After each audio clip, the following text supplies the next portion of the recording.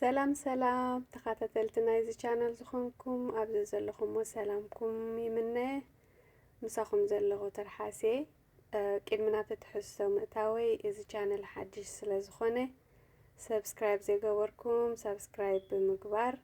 كتتابعوني تسفا يقبر لايك شير بمقبار ون ناب كله كم زبتصح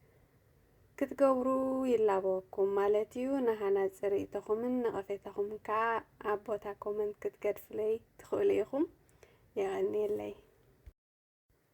لومي حيزيو مسيح زلخو فللي تعدان تقلي منطاف أبتحستو يو أفلطي كم كل سب كان تخوني بزيادة جن كابا جمير كام بزحتنا نعيننا تطبق زخوني انجرائنا نمرز أبتحستو بزحين قدسينينا دارغان مجمرا ጊዜ ጸሊም ምስንክ ስለዘለኹ ጓለይ ከመን እንታይ ትብለላ ስምዕዋ ኢኹም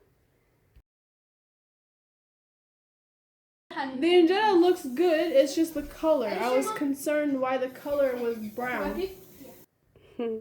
ስለዚህ ናተይ መልሲ ዝነበረ ንጓለይ ማለት እዩ እወ ጸሊም እዩ ግን ብጣዕሚ ጥዕና ኣለዎ ኢለያ ኣሚናቱልኻ ማለት እዩ ስለዚህ ካብ ሎሚ ጸሊም ጣፍ ክስንክት ተተባቢዕ ኣለኹ ማለት እዩ ካልኦት ከዓ ክንስዕቦ ይላቦ ምክንያቱ ጸሊም ጣፍ ካብ ጻዕዳ ዝለዓለ ትሕዝቶ ኣለዎ ገለ ካብኡ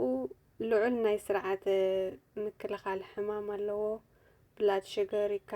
ኮንትሮል ይገብረልና ግሉተን ፍሪ እዩ ካልእ ማለት እዩ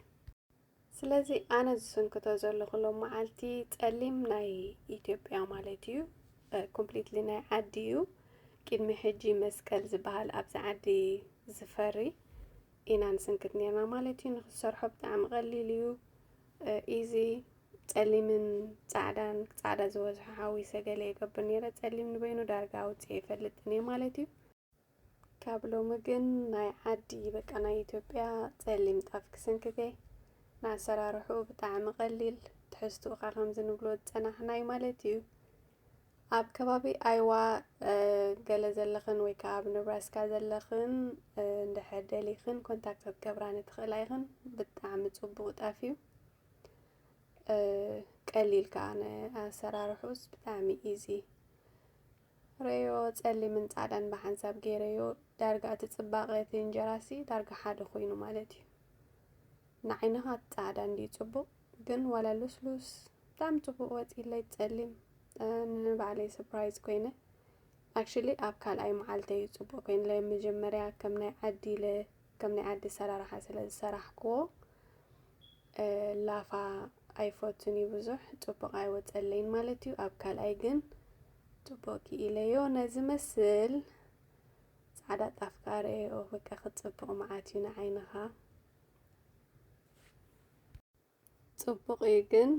ካብ ሎሚ ጀሚርና ጸሊም ጣፍ ይኹን ምርጫና እዛ ቪድዮ ክሳብ መወዳእታ ሪኢኹም ርእይቶኹም ክትህቡ ተስፋ ይገብር ይቐኒየለይ ኣብዚ ዘለናዮ ሰላምን ጥዕናን ንኹልና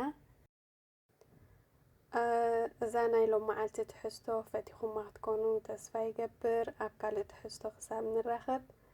ሰሰናዩ ጋይስ thanks for watching لايك شير كومنت اي تحمقوا يعني اللي ابزز لنا يا سلام انت حنان باي باي